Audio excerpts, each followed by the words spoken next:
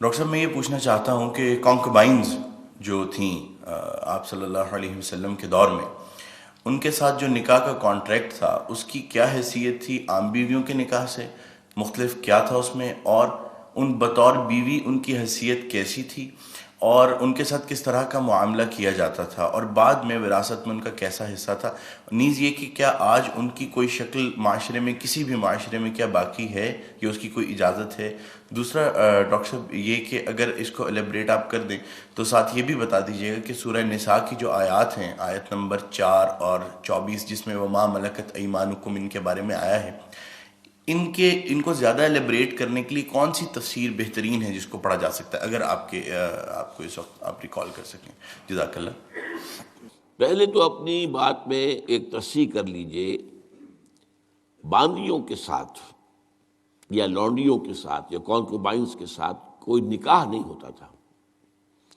منکوحہ وہ بیویاں کہلاتی تھیں اور یہ باندیاں کہلاتی تھیں، یہ ملکیت ہوتی تھی۔ بیوی ملکیت نہیں ہوتی، بیوی تو ایک سوشل کانٹریکٹ کے تحت آپ کے ساتھ آتی ہے، زندگی گزارتی ہے، اس کی مرضی کے بغیر اس کا نکاح نہیں ہو سکتا، اس کی اجازت سے نکاح ہوا ہے، اور بیوی جو ہے اس کو یہ حق بھی حاصل ہے کہ وہ کبھی چاہے تو آپ سے سپریشن جو ہے وہ حاصل کر لے۔ لیکن یہ جو ملکیت کا تصور ہے اس میں یہ چیزیں نہیں ہیں، نہ اس میں نکاح ہے، نہ اس میں کوئی وراثت کا حصہ ہے، بلکہ وہ تو خود وراثت میں منتقل ہو جائیں گی۔ اگر کوئی شخص جو ہے اس کے کچھ باندیاں تھیں تو اس کے انتقال کے بعد وہ اس کی ملکیت ان کی جو ہے جیسے اور پراپرٹی جو ہے وہ منتقل ہوگی، اولاد کیسے ہو جائے گی؟ تو پہلی بات تو یہ چاہے اچھی لگے چاہے بری، لیکن آپ اس کو سمجھ لیجئے ایز سچ کے جیسے وہ تھا معاملہ۔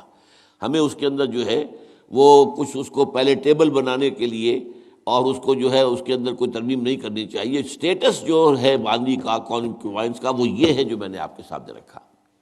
اچھا، اصل مسئلہ یہ آتا ہے کہ آیا آج بھی ایسا کوئی معاملہ ہے؟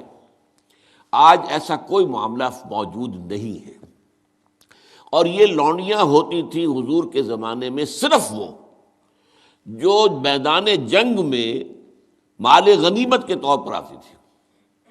آپ ایک جنگ ہوئی ہے، فرض کیجئے جنگ بدر ہوئی ہے، جنگ بدر میں اب جب کہ کفار کو شکست ہو گئی ہے تو آپ کو معلوم ہے ان کے جو اونٹ تھے وہ 900 اونٹ لے کر آئے ہوئے تھے، وہ سارے تو ابھی کھائے نہیں گئے تھے۔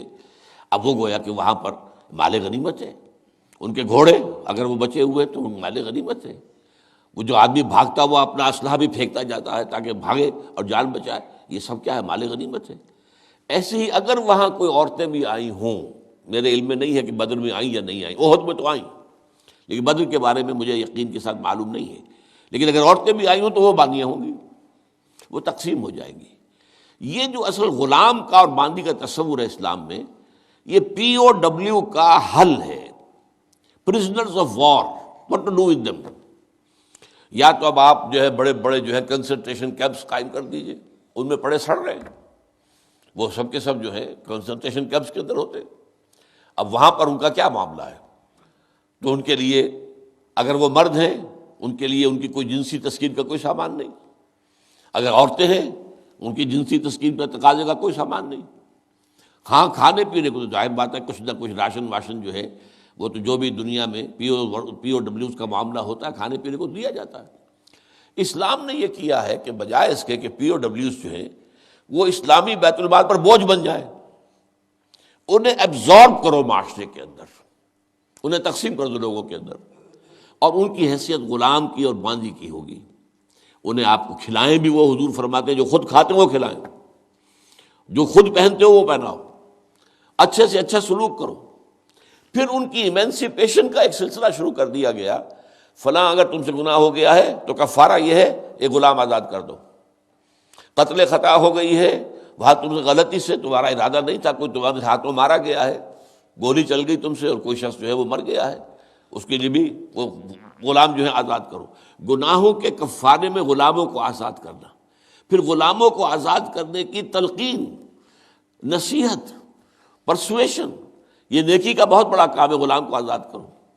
یہ ساری چیزیں جو ہیں اس کے ذریعے سے ایک دفعہ انہیں سوسائٹی میں جذب کرنے کے بعد وہ علیحدہ ایلیمنٹ نہیں رہے، اب سوسائٹی کا حصہ بن گئے، وہ ایک گھر کے اندر ہیں، وہاں رہتے ہیں، ان کے ساتھ جو ہے ان کے مالک ہیں، اور اسی طریقے سے ان کو رفتہ رفتہ ان کی ایمینسیپیشن کا بندوبست کیا اسلام نے. اور اس میں آپ کو معلوم ہونا چاہیے اس درجے ایمینسیپیشن ہوئی ہے کہ ایک وقت ایسا تھا عالم اسلام میں ساری حکومتیں غلاموں کی تھیں. مڈل ایسٹ میں ممالک کی حکومت، مملوک کہتے ہیں اس کو کہ جو کسی کی ملکیت ہے، غلام ہے. ممالک بڑے بادشاہ ہوئے. ہندوستان میں جو دہلی میں پہلی حکومت قائم ہوئی ہے وہ کون تھے؟ خاندان غلامہ، قطب الدین ایبک اور یہ بلبن، ایسے ایسے شاندار، اور جو ہے اور یہ التتمش، یہ کون تھے؟ غلام تھے. ہمارے بڑے بڑے دین کے علماء ائمہ غلام، چنانچہ بڑے علماء اساتذہ غلاموں میں سے. تو اسلام نے یہ راستہ اختیار کیا ہے. البتہ آخری سوال کا یہ ہے جو میرے اپنے ذہن میں ہے کہ اسلام نے اس انسٹیٹیوشن کو فائنلی ایبروگیٹ کیوں نہیں کیا؟ ایبروگیشن، جیسے آپ کو معلوم ہے سود کا معاملہ چلتا رہا، آخر میں آ کے سن 9 میں فائنلی طے کر دیا گیا حرام، اب اس کے قریب مت پھٹکو. اس کی حکمت میرے نزدیک یہ ہے کہ یہ خالص اسلامی جہاد ہونا ہے قیامت سے قبل ایک مرتبہ بہت بڑے پیمانے پر، جس کو کہا گیا ملاحم، اور جس پر پورے پورے باب جو ہیں وہ احادیث کی کتابوں میں ہے. اس وقت میں سمجھتا ہوں کہ ضرورت پیش آئے گی اس انسٹیٹیوشن کو انووک کرنے کی کہ اس وقت پرزنرز آف وار کا معاملہ اس طور سے ڈیل کیا جائے. لیکن اس وقت تک کسی آزاد انسان کو پکڑ کر غلام بنا لینا بہت بڑا گناہ ہے، ناقابل معافی گناہ ہے، کسی کو حق حاصل نہیں ہے.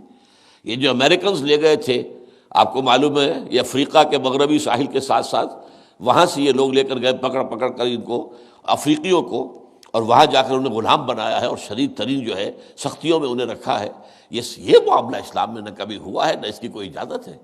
کسی غلام، کسی آزاد انسان کو پکڑ کر زبردستی غلام بنا لینا، اس کی نہ کبھی اجازت رہی ہے نہ کبھی ہوگی. البتہ پرزنرز آف وار کے معاملے میں یہ شکل ہے جو اسلام میں رہی ہے، اور ہمیں اسی طریقے سے سمجھنا چاہیے. چاہے ٹھیک ہے دنیا اس کے اوپر فکرے چست کر دے گی یا کوئی اس کو کہے گی، پاس بہت سی چیزیں ہیں کہ جو لوگوں کے عام جو مزاج اس وقت کا ہے وہ اس میں وہ ذرا آسانی سے وہ بات جو ہے ان کے ذہن کے اندر اترتی نہیں ہے. لیکن we have to be faithful کہ دین کی اصل تعلیم کیا ہے، اسی کے ساتھ جڑے رہنا چاہیے.